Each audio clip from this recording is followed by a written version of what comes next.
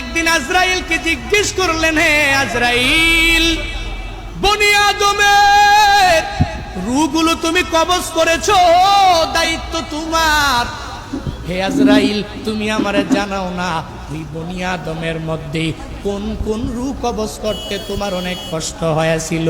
আজরাইল জানায়া দেয়, ও দয়ার মালিক, বনি আদমের মধ্যে দুইটা রূহ কবজ করতে আমার অনেক কষ্ট হয়েছে। কোন দুইটা রূহ? বলে এক নম্বরে এক আল্লাহর বান্দি মহিলা, বিশাল এক সমুদ্রের মধ্যে জাহাজটা প্লাবনের মধ্যে পড়িয়া যখনই ডুবিয়া যাবে, ওই হালাতে সবাই ডুবিয়া গেল। এক প্রেগনেন্ট মহিলা, গর্ভবতী মহিলা কাঠের মধ্যে বসা, একটু পরেই এই মহিলা একটা বাচ্চা প্রসব করবে। তোমার কুদরতের কারিশমা, ওই কাঠের উপরে আল্লাহর বান্দির একটু পরে প্রসব হয়ে গেল। সন্তানটা দুনিয়ার মধ্যে ওই কাষ্ঠের উপরে যখন দুনিয়াতে আসলো, তখনই তোমার অর্ডার হয়ে গেল, হে আজরাইল, যাও এই বান্দির রূহটাকে কবজ করে তুমি নিয়ে চলে আসো।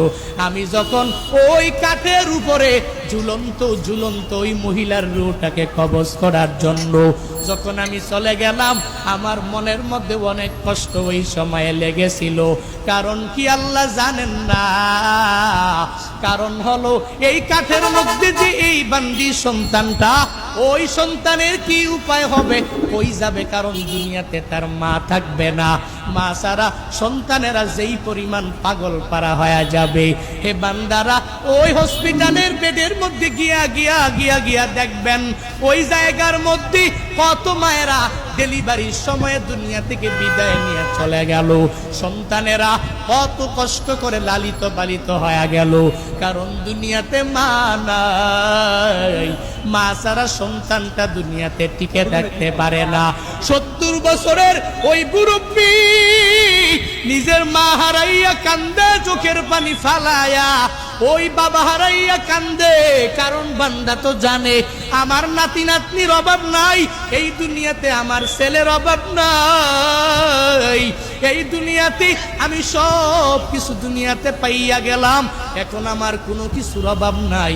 কিন্তু আমার মা ছাড়া আমার এতিম অবস্থা হয়ে যায়, আমার বাবা ছাড়া আমার এতিম অবস্থা হয়ে যায়। সন্তানটা বড় হয়ে গেল, এরপরেও মা ছাড়া চলতে পারে না। মা যার নাই, মনে হয় ঘরের মধ্যে কোনো একটা নাই।